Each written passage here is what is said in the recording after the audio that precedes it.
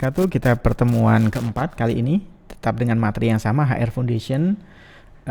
Kemarin kita udah bahas banyak tentang bagaimana pengelolaan fungsi di SDM-nya seperti apa, kemudian employee life cycle-nya seperti apa ya, seperti ini.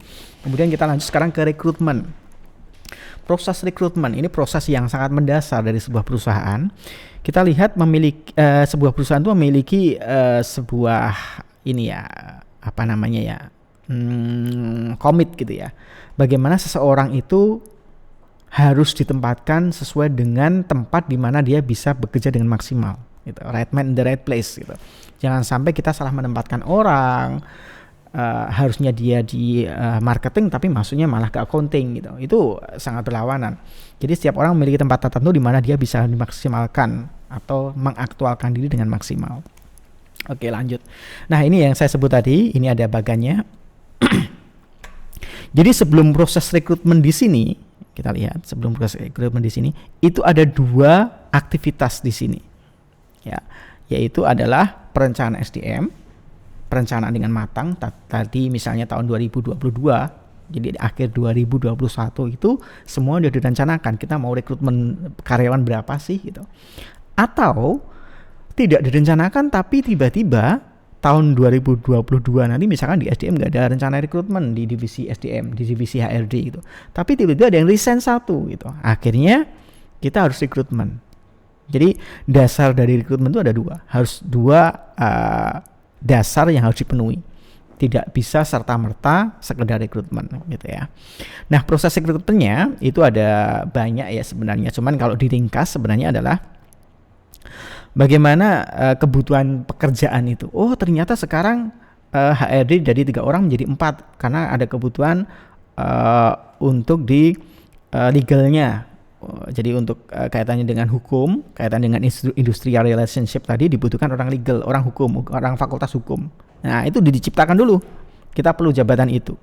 Kemudian kita cari nih, kita ngembangkan lowongan-lowongan yang memang kira-kira bisa diambil orang yang sesuai gitu. Jangan sampai sekedarnya gitu. Tapi benar-benar kita misalkan mau ambil dari sarjana hukum ya kita akan cari fakultas yang ada hukumnya, kemudian kita akan nge-link dengan alumni-alumninya, kita berikan pengumuman di sana. Kemudian dari rekrutmen ada interview, selection dan lain sebagainya. Jangan lupa di sana dalam proses rekrutmen itu ada negosiasi kaitannya dengan kondisi jabatannya seperti apa. Mau nggak ditempatkan di perusahaan ini, di daerah ini, wilayah ini, di bagian ini, nanti tanggung jawabnya seperti ini dengan salary seperti ini. Kemudian ada penempatan yang yang tepat sudah. Kemudian baru induction. Induction ini katanya orientasi awal gitu bahasanya. Jadi dikenalkan dengan pekerjaannya, dikenalkan dengan lingkungannya, baik secara software, sistemnya, lingkungan sosialnya, bagaimana dia berkoordinasi dengan yang lain, kewenangannya seperti apa, semua dikenalkan. Dan proses rekrutmennya adalah berakhir di situ. Nah, gitu ya. Kemudian lanjut sekarang. Dalam proses assessment, proses pengukuran atau kaitannya penggalian data itu ada beberapa ya. Jadi mulai hard skill sampai soft skill. Jadi misalkan hard skill itu misalnya gini, dia tes matematika, tes office-nya, bagaimana dia mengetik, berapa kecepatannya mengetik, bagaimana dia menghitung rugi laba, neracanya bisa nggak bikin gitu. Itu hard skill test. Jadi skill-skill yang didapat atas aktivitas dia. Kemudian work sample test, ini mungkin selama ini kamu sudah bekerja di mana, pekerjaannya seperti apa yang kamu hasilkan. Misalnya kita butuh orang desain, kita akan lihat nih desainnya seperti apa sebelumnya. Kalau dia orang marketing, bagaimana dia presentasi misalnya. Ada tes yang juga yang sifatnya interview, wawancara. Wawancara ini penting, baik yang struktur dan unstruktur, behavior. Kemudian video on demand artinya kadang dibutuhkan dengan video ya sesuai rekaman misalnya atau live. Ini banyak caranya ya. Tapi yang jelas interview ini kita bisa melihat ekspresinya. Beda dengan tes hard skill tadi. Kalau hard skill kita hanya bisa lihat hasilnya. Kalau interview kita bisa melihat cara menyampaikannya seperti apa. Kemudian cultural behavior kognitif. Jadi ini bagaimana sikap, budaya, kebiasaan seseorang sesuai dengan budaya yang dibutuhkan dalam sebuah organisasi gitu.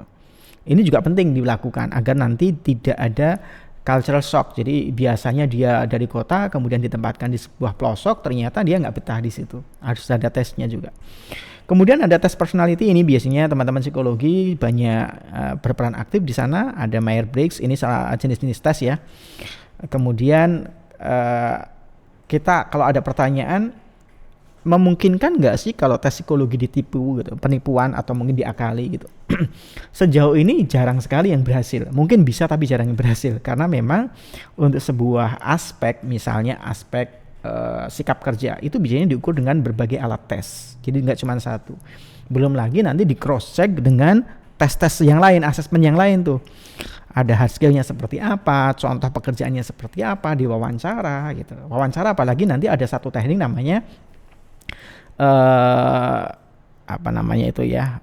bagaimana kita melihat behavior, kompetensi. Jadi apa sih kemampuan yang sudah dia miliki gitu. Kalau kita cek sampai ke sana, itu akan lebih valid lagi, bukan sekedar tes psikologi atau tes-tes yang lain. Oke, berikutnya kalau tadi kaitannya dengan rekrutmen, sekarang kita coba masuk ke pengelolaan SDM.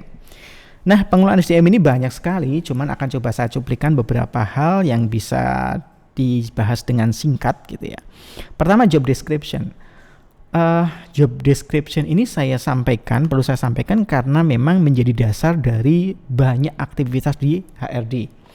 Job description itu apa sih gitu ya? Job description itu sebenarnya uraian yang isinya ada 1, 2, 3, 4, 5 ini. Jadi job description itu adalah perusahaannya apa, pekerjaannya seperti apa, kemudian tanggung jawabnya seperti apa, kebutuhan orang-orang yang bisa menempati di perusahaan itu seperti apa ya. Jadi kayak job specification gitu ya. Kemudian adalah dia memiliki benefit seperti apa. Nah, ini saya jelaskan sedikit tentang kaitannya job description dengan job specification. Ini bisa jadi sama-sama nama sebuah job desk, misalnya sama-sama namanya satpam gitu ya. Itu job desk-nya bisa beda antar perusahaan. Satpam di sebuah pabrik atau gudang, itu job spec-nya mungkin ya dia asal bisa pelatihan satpam, dia lulusannya apa gitu ya, kemudian nggak perlu bisa bahasa asing, nggak perlu bisa komputer, selesai gitu. Cuman job description untuk satpam di sebuah bank beda lagi. Dia harus bisa komputer, dia harus bisa customer service yang bagus gitu. Sehingga membutuhkan syarat-syarat seorang karyawan yang sesuai. Kenapa bisa beda? Jadi job description ini sangat tergantung dengan kebijakan dari tiap perusahaan. Bisa jadi dengan nama jabatan yang sama, namun uriannya berbeda antara satu perusahaan dengan perusahaan lainnya. Ya, jadi job description ini tidak bisa dipukul rata. Untuk jabatan A berarti semuanya sama antar perusahaan, tidak bisa. Job description sangat tergantung dari kebijakan setiap perusahaan. Nah, job desk ini sangat penting. Job desk ini nanti biasanya diawali dengan analisa jabatan. Ya, dengan analisa jabatan, kemudian akan muncul job description. Job description nanti akan muncul pelatihan apa yang diperlukan oleh seseorang untuk menduduki sebuah posisi gitu. Jadi misalkan tadi, untuk satpam di sebuah bank diperlukan customer service yang bagus. Berarti akan diberikan pelatihan customer service. Ada TNA nih, Training Need Analysis. Kemudian, ini salah ketik ya, ada manpower planning. Jadi kebutuhan perencanaannya dari job description.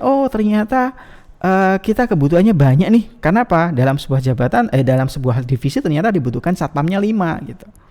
Karena untuk lingkungannya sedemikian banyak. Nah, dari sana akan muncul namanya manpower planning, perencanaan dari jumlah dari sebuah jabatan.